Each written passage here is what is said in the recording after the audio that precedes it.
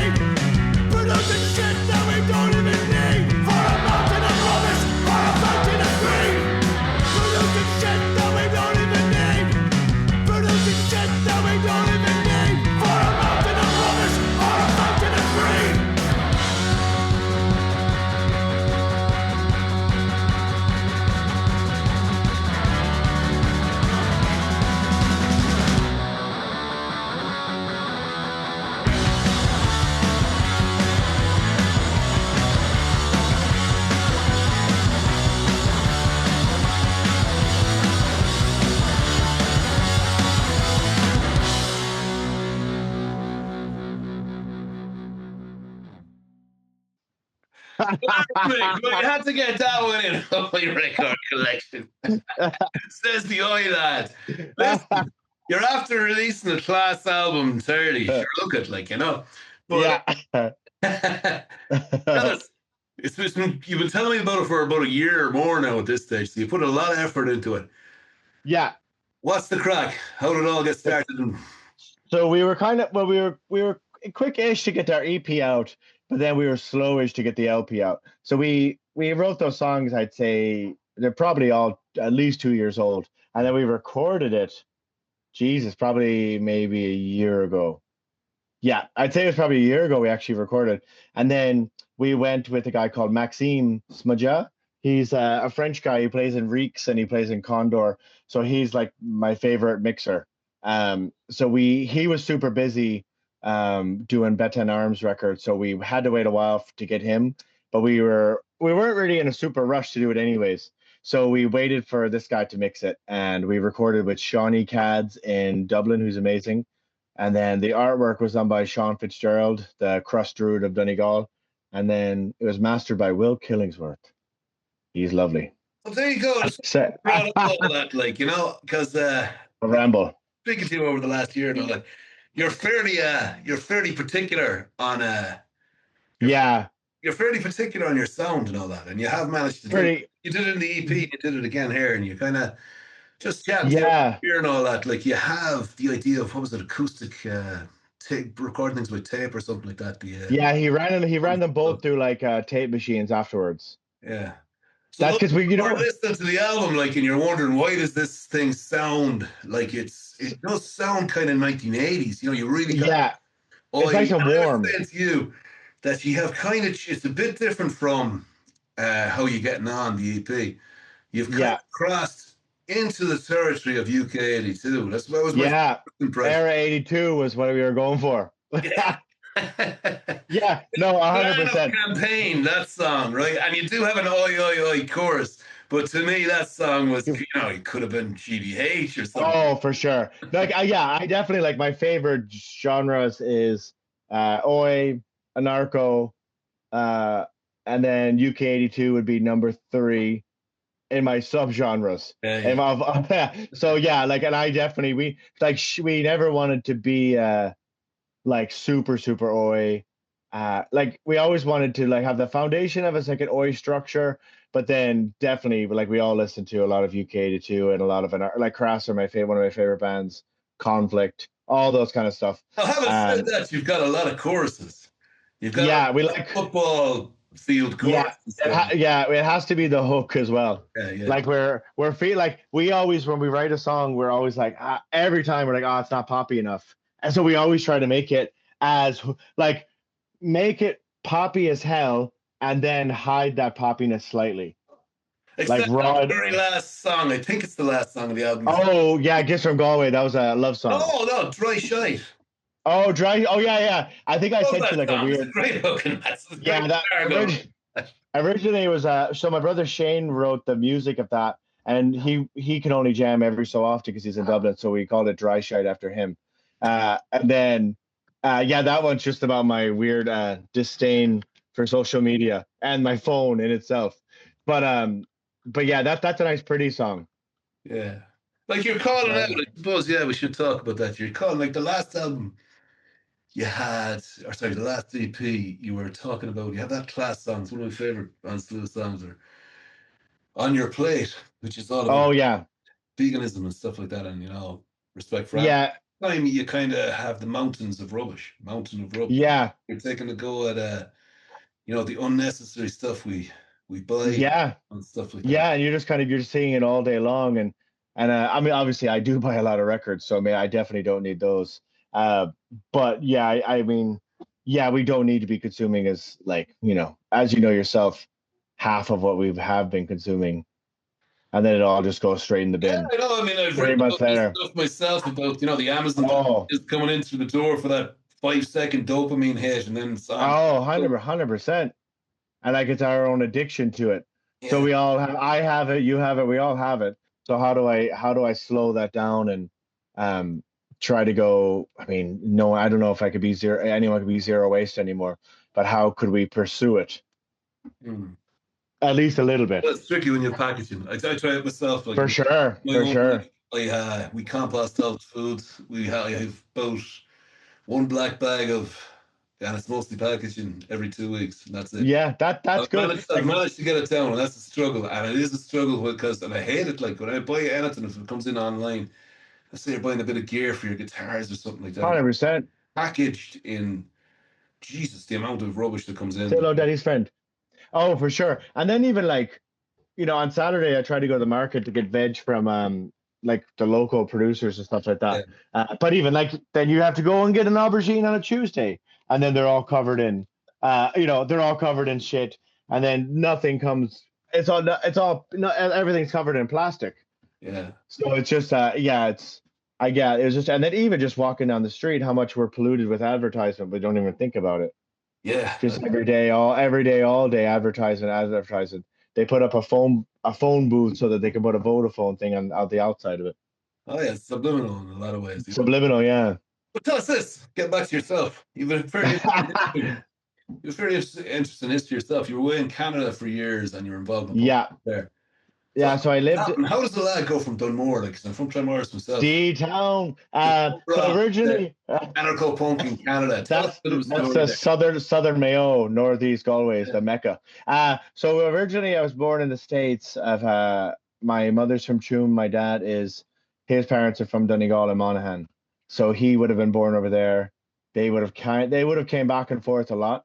So he was rare some of his life in Ireland, Donegal, Tuam, and then they go back and forth. So then when we moved home, So Tuam I again was comes into the story. You know, you had Shaggy. yeah, Sham 16 or not Sham 69, Sham Rockers. Yeah. Well, you had like what's called John I saw Doctors. Yeah, I have There's this. there, Saw Doctors there. That's right. I Yeah. have two of the records up Shout out there. to Mouse Brennan there. I did a course with the sound engineer with him last year. Oh, he's a genius. But yeah, they recorded across the street from where my grandfather lives. So when we were younger, we thought my mother would be like, "Oh, I know the Saw Doctors," and I thought they were like the Beach Boys. Yeah. And I went to kids in school, so my mom knows the Saw Doctors. They were like, "Who the hell are they?" So then we moved home, and then we lived in Tuam for a little bit, and then we went to Dunmore just because it was the cheapest house we could find at the time, because they didn't have a lot of money. So then they went Dunmore, and then Dunmore was brilliant because it was a mixed school, so which was nice. Where in Tuam I was in an all boys school, and yeah, I still really like Dunmore. Well, I wouldn't really go out very much in it, but I do love where my parents live What and took Claire Morris. What's it? What took you to Canada? Oh yeah, and then I was living in Galway for years, and then I met a Canadian, fell in love, and then moved over to Canada. She was studying art. She has like an arts degree in ceramics. So she was there. She was like, "I'm studying here. I'm trying to get my degree." I never went to school, so I was like, "Okay, I'll follow suit." And then went over there, and the punk scene was just really, really good. I like Galway was really good, but the punk scene there was just I loved how militant it was. It Yeah. was always in like warehouses or under bridges or squats, and I always really liked that everyone had a spiky hair or a skinhead. I'm still very much drawn to that, um like to wear it on your sleeve kind of mentality. So everyone looked like Mad Max, and the festivals were amazing and stuff like that. But the music was amazing, but I still find the crack in Ireland is a lot better. Right, yeah, interesting. I find the gigs are still better here Yeah, by I far. lived in Galway, we'll say, myself, by Oh, the you did? early 90s, you know, and there was, Who would have been the band, like a punk band's going then? that's what I was going to say, there was Skittles from Dublin, he used to play the Blue Babies, you know, and he was putting on gigs Oh yeah. in Bransky's, and that would be Was upper that Salt Hill? Rahoon, when you still had the Oh flats, wow. you know, so there was a place there on the It west was side, conceived in the Rahoon Flats. and above, sort of beside Dunn Stores or whatever is there was a pub, you know, Yeah. 2 stories, and downstairs was the local, and upstairs was a massive place with a fit Wow. 300, 400 people in there. Uh, Wow. it was a weird time in Galway. Like you had the Crusties had started, the New Age Travelers had started kind of coming down there, and there was a Wow. relationship clearly between crust punk and that whole of, Yeah. and then the Galway. But you had like I would have loved to have seen it. Galway punk scene was kind of a weird kind of mix as well because you had, let's say, a group of people from the 1980s, and we're talking about a repressive Ireland where you couldn't even buy condoms, right? Yeah. He Yeah. kind of left and lived in the squats in England until, as Pat Duffy would say to me, till they went tits up, and then he'd come back for a while. You know? So, Yeah. Yeah. Yeah. so that was kind of there, and them guys, they were involved in. They were playing in bands like Kaos and all that. So there's Anti-Sect and all those bands, Yeah. the same squats. They were friends, like, you know. So they were right at that Yeah. of what we was the second wave of sort of anarcho punk. You know, they'd be Yeah. all of these people. They'd be their best mates, like. So all of those boys knew everything that was going on. But then the crowd who were younger in Galway, and they were in the bands when I was there. So we're talking about lads who'd be about 16 to 19 in the Yeah. early 90s, before Green Day or any of that. Wow. Them boys, they would have known SLF and stuff like that. Wow. They were still, it was a weird thing. They were caught back in the late 70s, and all of them boys would be my age. And I'd be talking to them, Yeah. Yeah. I'd be talking to them about Clytus or talking Yeah. Yeah. Yeah. to you or I whatever. would I have. didn't know what I was on about, right? Yeah. Yeah. This kind of dichotomy in it. And then to add to that, as I said, there was the crusties. There was a lot of crust punk people there. Wow. You'd go to Bransky's, and the seating, it would nearly become like a church. That all the chairs, Wow. all the bar tables would be pulled across, and on one side you'd all the crusties, and the other side you'd all the town punk. Wow. And like, would there be good crowds at But them? there was still, there was, as you listen to the records there, But Yeah.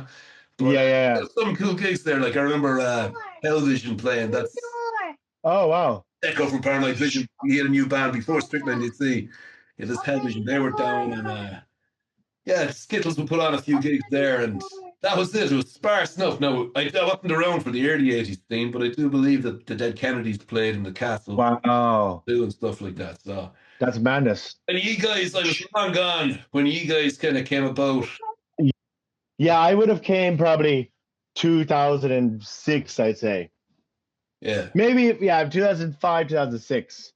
So we're talking a good Then 2 years after the and the difference, California yeah. segment. Yeah, we would have been The like year when Punk we finally made it, as they say. yeah, that was around that era. And then when we came, it was just like fuck if I know, um fuck if I know might have been and then there was a band called Cub Scout Disco. They were kind of like AFI kind of punk, and then that was kind of it. And then Only Fumes of Corpses when I think it kind of hit its like you get huge, big, really big crowd, or like where they could do a local show a few times a year and it'd be jammed. Right, And that was where were the shows like in North? they would have been actually a lot of times at Sally Long's. Yeah. Oh, Sally Long's and then Richardson's, which I actually used to really like Richardson's. It was like an upstairs pub. The pub was downstairs, and then we'd go upstairs, and they would just kind of let you have the run of it. It was just a really small room. You could go ape shit. I don't think there was ever security. So I actually quite liked that venue. It was really, really small, jam it in. And then Sally's, and then Yeah, Sally's if it was like just like Sally's, that's an interesting thing because like if you look back in the history of punk rock and you look at the rock scene, yeah, you have the 100 Club has its scene, yeah, Stevie's has its scene, the Whiskey a Go Go has its scene, and Galway was kind of like that. More so than Dublin. Dublin people were kind of scrambling to see what venue would let them in. So it was never, yeah, except for the Chinaman that changed things. But yeah. I remember the Sally's was always that way. But it was kind of my time. It was always sort of the early 80s crowd would hang out there, and all the new lads would hang out in the cellar. What was it like? Oh wow. Yeah, Cellar actually. Cellar. They used to do gigs as well. That was kind of towards the end before I moved. The Cellar was used a lot more. And then we used to do like it was a bigger gig. We could do like the Roshi Dub if we were like guaranteed, if we knew it was going to be a bit of a crowd. Yeah. And then that was kind of it actually. Gigs. No, by the way, they're doing the midnight gigs. We did one ourselves in March. Oh really? And how'd it go? They invited us down. Oh, it was a weird experience in that everybody still played late stage, right? And we were headlining, so it was wow. Kinestero were on first, like so they asked us to get our support, so we started that. Yeah. But basically, it was a strange gig because you had this revolving door. You have the smoking area somewhere upstairs or something like that. Yeah. And you're downstairs playing the gig, and then so people would get into it, and then they'd be dying for a smoke, and off they'd go. Yeah. Another crowd would come in. So it was like this musical chairs of audiences. The audience kept changing every 20 minutes. And were you playing like downstairs in the bigger room? Yeah. That's kind of a hard one because if it's not jammed and then people all stand in the back, you feel so awkward. Yeah. There was a decent crowd there, but I was saying it was just a weird one that they were jumping around, but it was just that they were changing. You had a different 20 people. So that's amazing. As a singer, you're kind of trying to develop a rapport with the crowd, and you start kind of building a connection, or one joke leads to another, that kind of stuff. Yeah. That's long. I haven't played there in years. Change every 20 minutes. It's like you're fucking speed dating with the audience, Oh yeah, I haven't played there in years. But I'd like to. Nowadays, it's Old 51, isn't it? And Sally's. Yeah. The Old 55. And the Old 55, I think they used to do gigs there years ago. Yeah. But it used to be called something else. I think GBH played there. It was called MP. Are you going to do any gigs for this album? Yeah, we had intention of doing an LP launch like in September, but we couldn't get a Friday or Saturday in any of the venues. So then technically we're playing the records on Friday. We're playing in Berlin Friday, so I guess that's the record release, which I would rather just play Galway. But we're playing Berlin, and then Saturday in Dresden, and then the following Saturday we're playing in Ballina. So the first Irish show we'll call our LP launch will be in Mayo. Class. It has to be about. You're moving up there. Yeah, I have to. I'm going to do the Pontoon Punks picnic. There's gonna be about 10 bands that all sound the exact same from that one little area. Oi on the Moy. Oi on the Moy. Brilliant. Yeah, I'm gonna write about 6 EPs, and then you're gonna sing for one of them. Sid's gonna sing for one. I'll have a different singer for everyone. It'd be like the Chaos and you know those records that Is you your go. brother in on Slua as well, or Oh something? yeah, Shane. Yeah, Shane's in An Slua as well, and he plays guitar for An Slua. And Yeah. then Dave is the other guitarist who plays the fiddly bits. He's also from Dunmore. Shane's my brother, so he's from Dunmore. And Yeah. Eugene is from Garfrance, which I don't It's know if not that's the far name. away from Dunmore either. No, he went to school in Dunmore, so he would. I don't know. I think he's on the Galway side. I don't think he's on the Mayo side. Yeah. So everyone is from Bardragon, Bernard, who is our new bass player, because I can't do both anymore, and he is from Letterkenny, but lives in Donegal. Yeah, yeah, yeah. He's a big bastard. I'm 6'4" and he's like towers over me. He's like 6'7" or something. And you have a song called Big Man. Bernard Bernard is on bass now, and his name is Dragon. Well, his name is Bernard McKeever, but his name is Dragon to us, and he's amazing. He's like one of my favorite songwriters in Ireland. So and he has another band called Toy Guns that I do bass for. That's like a Donegal cockspur. They're like pretty much to a T. They like he writes these songs and they're just fucking pure melody. Plus, man, Amazing. pass me on some of that stuff. Like, I'll send him out. Yeah, he's an amazing songwriter, like a genius. And so that just sounds like a bit like Running Riot or like Cockspur with a Donegal accent. That's kind of what it sounds like. And we're doing an LP like maybe in January. yeah. Actually, Nismo from Paranoid Visions is on guitar, and then Chris and Gaz from the Nils are on drum and guitar Right, as Jesus. well. It's very good. I wrote nothing, so I can say it's a great band. Yeah, yeah. I did nothing to it. That's brilliant, man. That's brilliant. But and Toy Guns. the ice scene on the island and elsewhere, like, because you're playing in France and now you're telling me you're Germany this weekend and stuff. How do you find that? Like, I love it. Like in our dream world, we played in Nantes last year, and we played this big squat, and it was like half skinheads, half crusties, and that would be my dream mm, kind of gig. That if you were playing to like a good mixed crowd, I think it's always healthier when you have a good healthy mix of everyone as much as you can. So we're playing Germany. I think there'll probably be more kind of oi shows, which are great as well.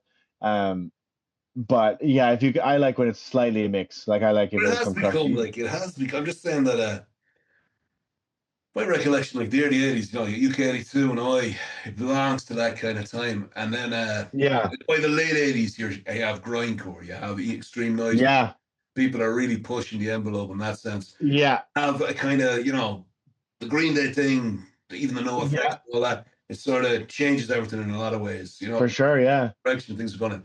But when did I start coming back? Like, because I feel like when I see there was like when I saw there was like more of a resurgence was Bishop's Green. I think they were I think Greg would have been like the only skinhead in the band, but I'd say they would definitely be like an Oi. I'd say they cost themselves a street punk, but like an Oi band. And then when they got like when Bishop's Green got big, I don't know what that would have been 2000 maybe like 12 or something around that where they were like getting massive.